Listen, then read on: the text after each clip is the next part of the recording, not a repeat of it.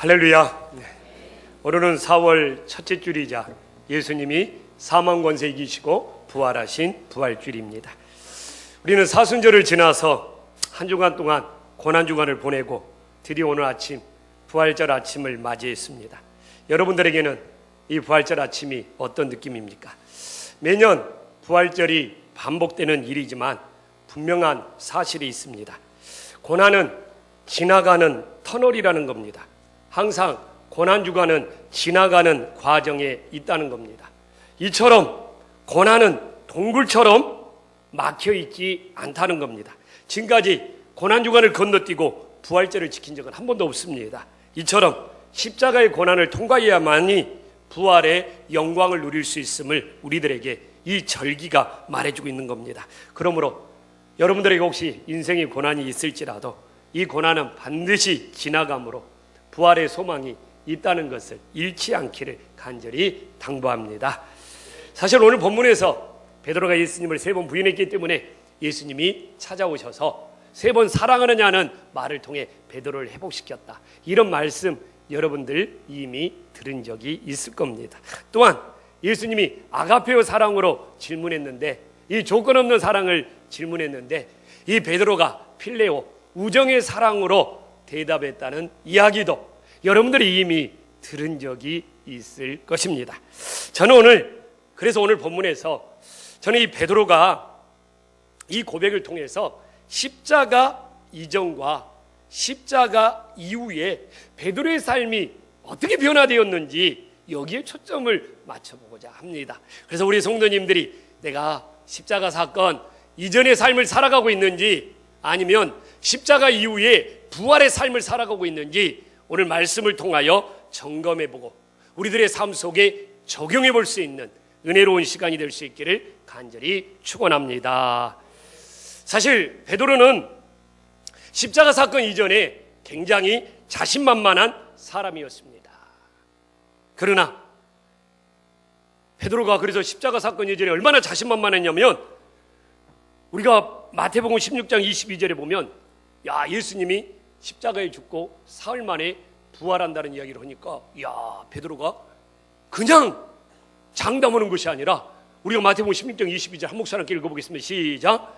베드로가 예수를 붙들고 항변하여 이르되 주여 그리 마옵소서 이 일이 결코 주에게 미치지 아니하리다. 그래서 예수님을 붙들면서 당신에게 이런 일이 일어나지 않도록 내가 지키겠다고 이렇게 엄청난 장담을 하고 있음을 우리들이 알 수 있습니다. 근데 2번으로 끝납니까? 마태복음 26장 35절에 보면 예수님이 너 3번 부인할 것이다 이렇게 말하고 있습니다. 그러니까 베드로가 이번에는 또 어떻게 합니까? 한 목소리 읽어보겠습니다. 시작. 베드로가 이르되 내가 주와 함께 죽을지언정 주를 부인하지 않겠나이다 하고 모든 제자도 그와 같이 말하니라. 아멘. 봐보십시오. 내가 죽었으면 죽었지 주님을 부인할 일이 없다.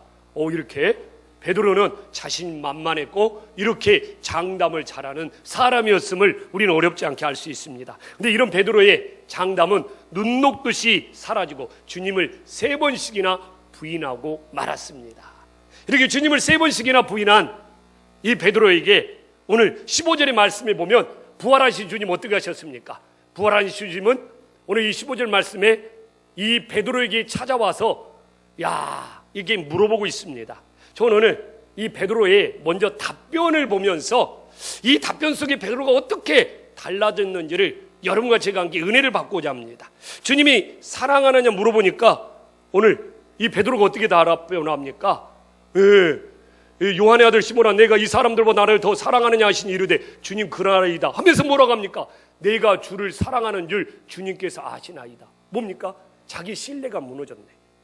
자기 확신이 무너졌습니다. 그렇게 자신만만하고 그렇게 장남했던 베드로가 이제 주님을 사랑하는 고백에 대해서 내가 주님 사랑하는 줄 주님이 더 잘 알지 않습니까? 하면서 이제 더 이상 베드로가 자기 자신을 믿지 못하고 자기 자신을 신뢰하지 못하고 자기 자신에 대한 확신에서 벗어나고 있다는 것을 우리는 알 수 있습니다. 16절에 가서 예수님이 다시 한번 물어봅니다. 어떻게 물어봅니까? 그런데 베드로의 답변은 달라지지 않아요. 주님, 내가 주님 사랑하는 줄 주님이 더 잘 아시지 않습니까? 이렇게 달라지지 않습니다. 그런데 세 번째 가서 여러 차례 물어보니까 어떻게 됩니까? 이제 세 번째 질문에 가서는 달라지고 있습니다. 어떻게 달라집니까? 이 17절의 세 번째 질문에 가면 베드로가 근심하기 시작합니다. 왜 근심하는 줄 압니까? 내가 아직도 완전히 나를 부인하지 못한 것은 없는지. 그러면서 여러분 첫 번째, 두 번째 대답과 달라집니다. 뭡니까? 주님 그러하나이다. 이 답변까지 빼버립니다. 첫 번째는 근심해요. 아직도 내가 내 자신이 무너지지 못한 것이 있나? 아직도 내가 달라진 것이 없나? 아직도 내가 내 자신을 신뢰하는 것이 있나? 그러다 보니까 혹시 내가 이게 주님 그러하나이다 이 대답이 걸리는 것이 아닌가? 그래서 세 번째 가서는 주님 그러하나이다 조차도 빼버립니다. 그리고 뭘 강조합니까? 17절에 보면 주님 모든 것을 아시지 않습니까? 이처럼 십자가 이전은 자신이 만만합니다. 자기 확신이 강합니다. 자기 주장이 강합니다. 그러나 십자가 사건 이후에는 자기 자신이 무너져 내립니다. 더 이상 자기 자신을 신뢰하지 않습니다. 더 이상 자기 자신을 믿지 않습니다. 이처럼 베드로처럼 십자가 이후에 자기 자신에 대한 신뢰가 무너져 내리면 내릴 수 있도록 그때 우리들이 진짜 주님을 신뢰하고 사랑할 수 있음을 믿으시기를 간절히 축원합니다.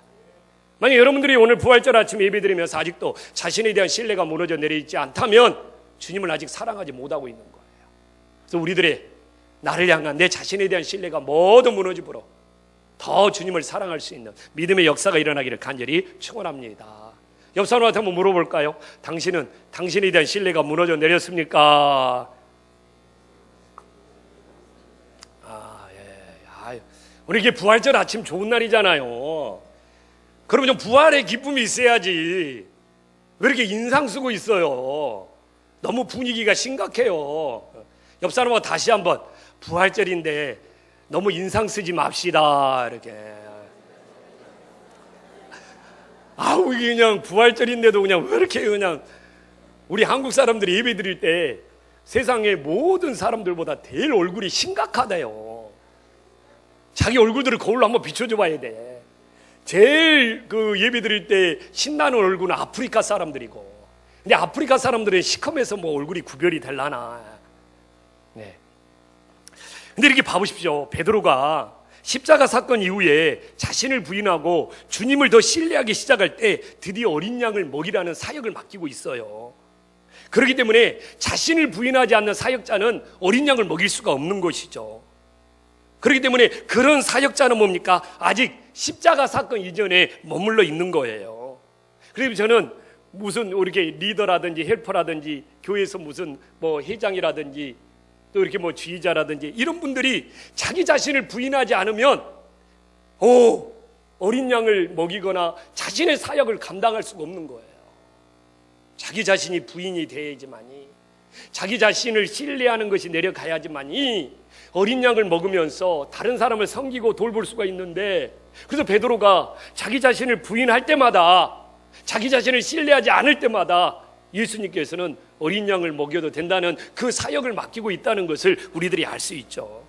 근데 저는 금주에도 많은 사람들과 대화를 나눴지만 가끔 굉장히 자기 주장이 강하고 자기 확신이 강한 사람들을 대화하면서 만나기도 합니다. 그래서 세상에서 자기 확신으로 자기가 성공하고 뭔가를 이루겠다고 호언장담합니다.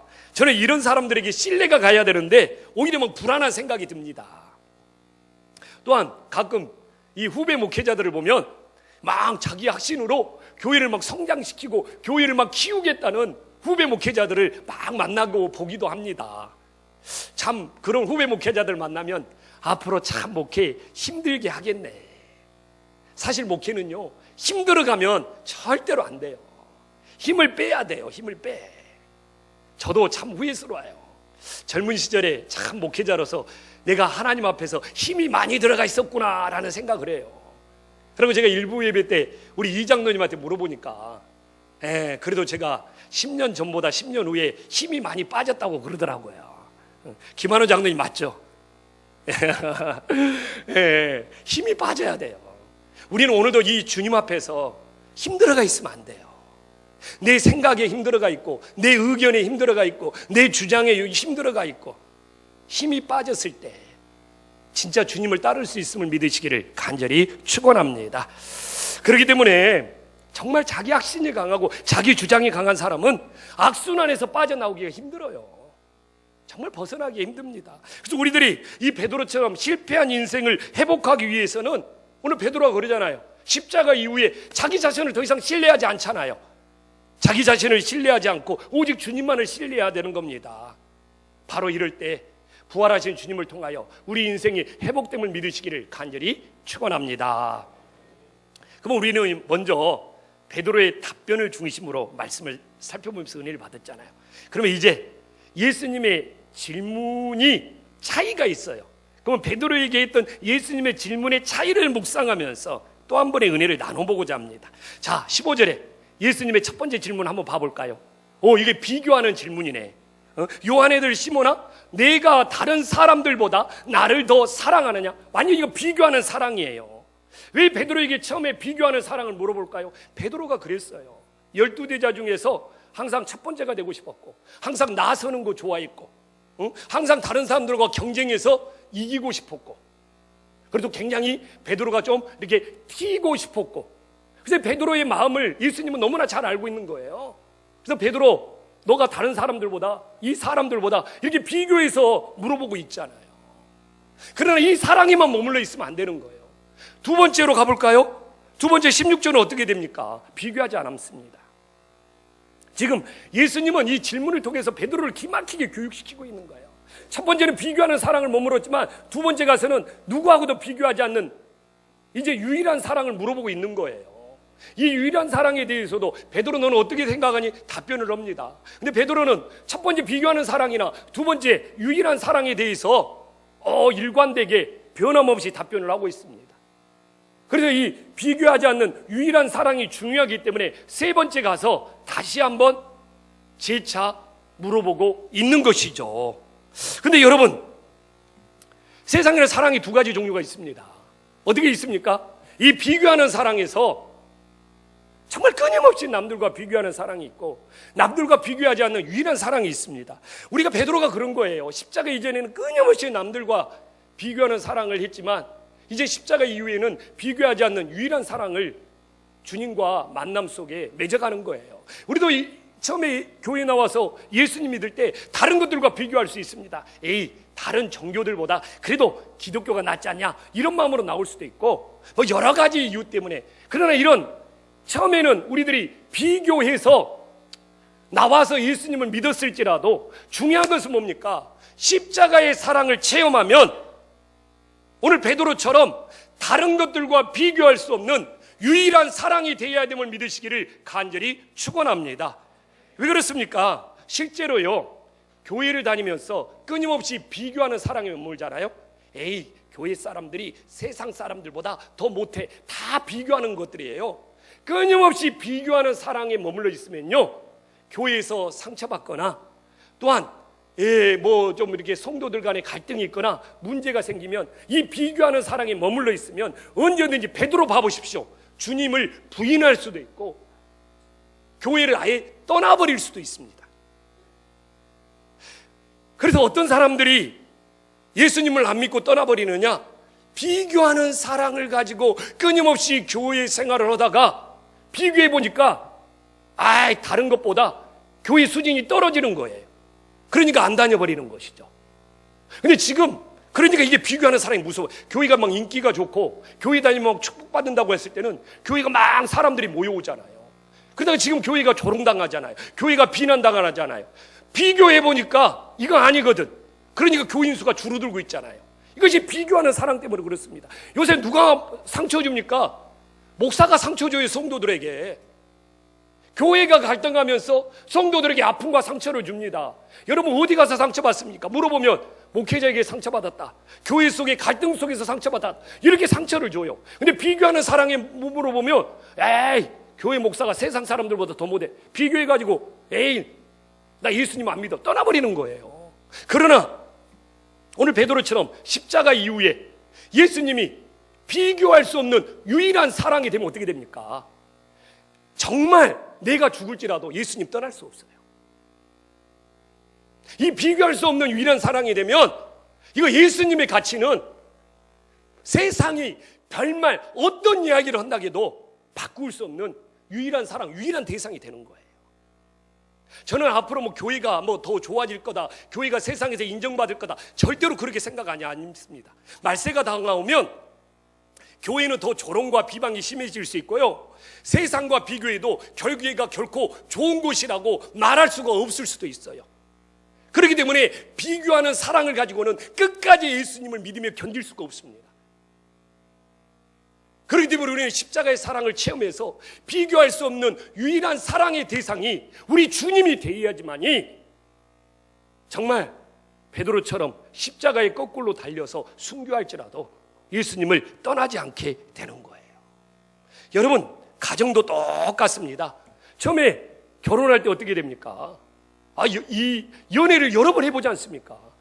김수진 집사님은 연애 한 번만 해봤습니까? 여러 번 해봤습니까? 한 번만 해봤어요? 네, 한 번만 해봤어요. 예, 저 살아가는 방법을 너무 잘 알고 있습니다. 저는 연애를 많이 하는 거 좋다고 생각을 합니다. 저도 연애는 한 번만 해봤습니다. 그렇잖아요. 다른 이성과 비교할 수 있어요. 그러나 결혼을 하면 결혼한 이성이 뭡니까? 비교할 수 없는 유일한 사랑이 돼야 돼요. 결혼까지 했는데도 내 배우자를 끊임없이 다른 사람과 비교하고 저울질하고 있다면 원미율 집사님 그 가정이 행복하겠습니까?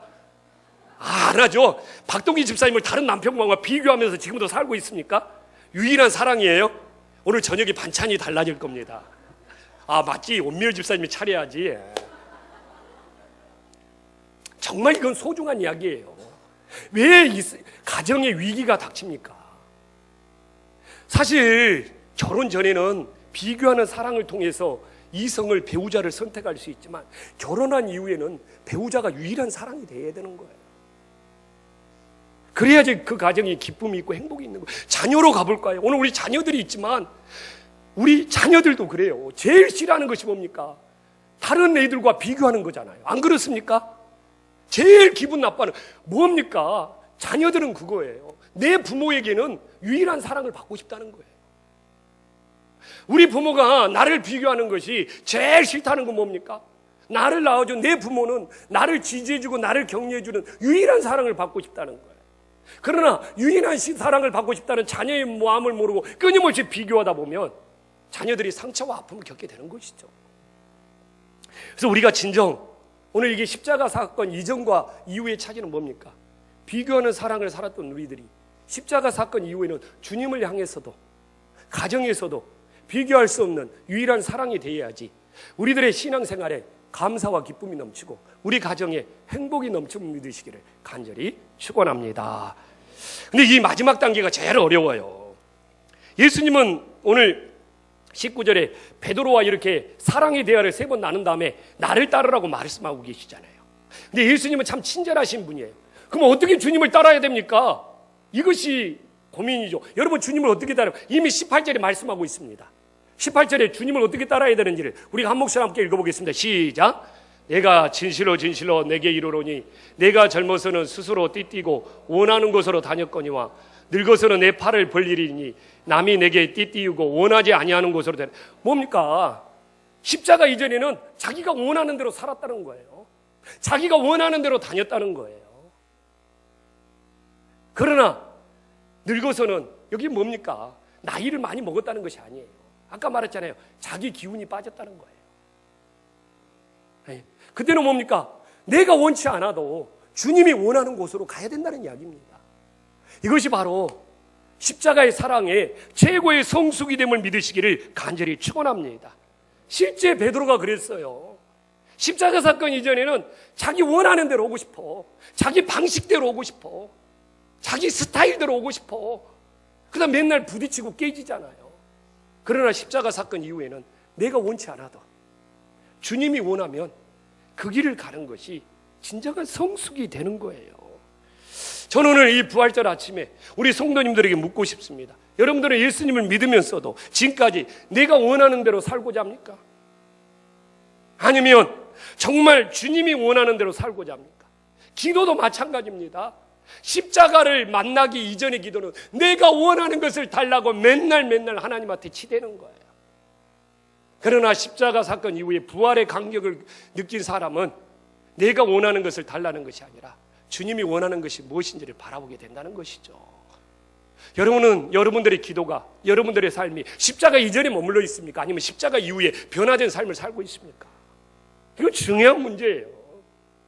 우리가 맨날 부활절을 맞이하지만 부활절을 멋지게 이벤트나 행사로 해서 잘 치를 수는 있지만 이 십자가 이전의 삶이 이 부활의 간격 속에 십자가 이후의 삶으로 변화되어야지만이 진짜 부활의 의미가 있는 거 아닙니까? 여러분 참 많이 듣습니다. 예수님을 믿는 사람이 이기적이래요. 왜 예수님을 믿는 사람이 이기적입니까? 그 이유는 자신이 원하는 대로 살기 때문에 그렇습니다. 기도를 들어보면 정말 자신이 원하는 걸 달라고 하나님 앞에 매달리기 때문에 이기적으로 보이는 거예요. 오히려 예수님이 믿는 사람들이 교회에 와서 자기 원하는 대로 다 하려고 그래. 여러분 주변에 이런 사람들과 함께 지내면 되게 피해를 받습니다. 여러분 봐보십시오. 교회에 와서도 내가 원하는 대로 프로그램을 진행해야지 참여하고, 내가 원하는 대로 안 하면 안 참여해. 내가 원하는 노래를 불러야지, 내가 원하는 찬양을 해야지 따라 부르고, 내가 원하는 찬양이 아니면 안 불러. 내가 원하는 사람들만 만나고 내가 원치 않는 사람은 외면하고 다녀버려. 뭡니까? 십자가 이전의 삶에 머물러 있는 거예요. 오늘 봐보십시오. 오늘 말씀 십자가 이후에는 내가 원하지 않아도 주님이 원하면 기꺼이 순종할 수 있는 것이 많아지면 많아질수록 뭡니까? 성숙의 신앙으로 가는 거예요. 교회는 목사가 원한다고 원하는 대로 하는 것이 아닙니다. 장로님들이 원한다고 원하는 대로 하는 것이 아닙니다. 어떤 성도님들이 원한다고 원하는 것으로 하는 것이 아닙니다. 주님이 원하는 대로 해야지만이 이 교회가 하나님께 속한 교회가 될 수 있음을 믿으시기를 간절히 축원합니다. 그렇기 때문에 어떤 부서나 어떤 모임에 들어가서 자기 원하는 대로 하려고 주장하고 내세우면 주변 사람들이 부담을 느끼고 피곤할 수밖에 없는 거예요. 내가 원하지 않아도 정말 주님이 원하는 것이 무엇이냐, 이것을 한 번만 생각할 수 있다면 우리 교회가 더 화목하고 더 은혜가 넘치는 교회가 됨을 믿으시기를 간절히 소망합니다. 여러분 가정도 똑같습니다. 저도 가정생활을 하고 있지만 저도 내가 원하는 것이 있어요. 그런데 내 원하는 대로만 하면 내 아내가 힘들고 내 자녀가 힘들어요. 그렇기 때문에 내가 원하는 것이 있지만 내 아내가 원하는 것이 뭔지, 내 자녀가 원하는 것이 뭔지, 이걸 조율해서 함께 살 때 행복한 가정이에요. 저 같은 믿음의 가정이 집안에서 살면서 내 원하는 대로만 하고 싶다고 내 원하는 대로 하면 내 아내가 상처받고 내 자녀들이 눈물을 흘리는 거예요. 정말 배우자가 살면서 한 사람이 일방적으로 자기 원하는 것만 하면서 한평생 살아간다면 한평생 옆에 있는 배우자는 피해의식 속에 피눈물을 흘리면서 살아가고 있는 겁니다. 그것만큼 큰 상처가 없어요. 천국 가서 그거 분명히 계산해야 될 겁니다. 진정한 가정이라는 것은 각자 다 서로 원하는 것이 있어요. 그렇지만 그 서로 원하는 것을 가족들이 모여서 조율해가지고 그 조율 속에 함께 살아가는 것이 행복한 가정인 것이죠. 그래서 교회나 가정이나 똑같습니다. 자녀들을 양육할 때도 마찬가지예요. 자녀들이 원하는 대로만 해주면 안 됩니다. 그 원하는 것을 나이가 먹어가면서 조율할 줄을 아는 것을 가르쳐줘야 됩니다. 요새 왜 자녀들이 친구 관계를 못 맺느냐? 집안에서 원하는 대로만 하다가 친구 관계 속에서는 원하는 대로가 안 되거든요. 그러니까 담을 쌓아버리는 겁니다. 그렇기 때문에 예수님은 베드로에게 가르치고 싶은 것이 그거였어요.